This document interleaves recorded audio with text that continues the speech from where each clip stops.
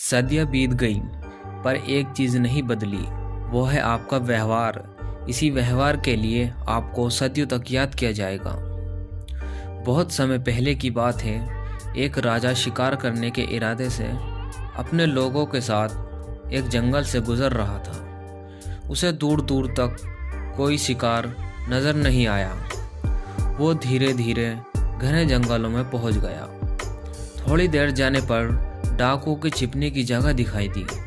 जैसे ही वो लोग थोड़ा और नज़दीक गए, पास के एक पेड़ पर बैठा तोता बोलने लगा कि राजा आ रहा है, उसको पकड़ो, उसके पास बहुत सारा सामान है, लूटो लूटो, जल्दी लूटो, आओ, अति शीघ्र आओ, वरना शिकार हाथ से निकल जाएगा। तोते की ये आवाज़ जैसे ही डाकुओं ने सुनी, सभी डाकू राजा की ओर दौड़े। डाकुओं को अपनी ओर आता देखकर राजा और उसके सैनिक जान बचाकर भागने लगे और भागते भागते काफ़ी दूर आ गए। तभी सामने उन्हें एक बड़ा सा पेड़ दिखाई दिया। कुछ देर आराम करने के इरादे से राजा और उसके सैनिक पेड़ के पास चले गए। जैसे ही वो लोग पेड़ के पास पहुँचे, पेड़ पर बैठा हुआ तोता बोलने लगा, आओ राजा आओ, आपका और आपके साथियों का हमारे साधु महाराज की कुटिया में स्वागत है। अंदर आकर पानी पी लीजिए और आराम कर लीजिए।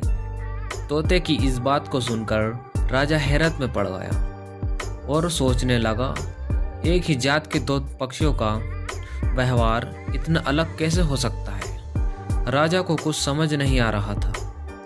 वह तोते की बात मानकर अंदर साधु की कुटिया में चला गया और साधु को प्रणाम करके उनके पास बैठ गया और उन्हें अपनी सारी कहानी सुनाई और धीरे से पूछा, इन दोनों तोतों के व्यवहार में इतना अंतर क्यों है।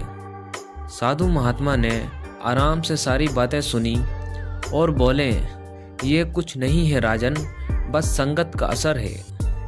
दरअसल पहला तोता डाकुओं के साथ रहकर उनकी तरह बन गया है और उनकी ही भाषा बोलने लगा है। राजा ने जब साधु की ये बात सुनी तो राजा को सारी उलझन समझ आ गई थी और राजा समझ गया था कि ये सब संगत का असर है।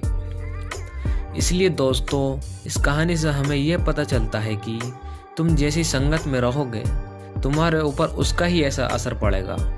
दोस्तों, कहानी अच्छी लगी हो तो हमारे चैनल को सब्सक्राइब करें और वीडियो को लाइक करें और वीडियो को अपने दोस्तों में भी शेयर करें।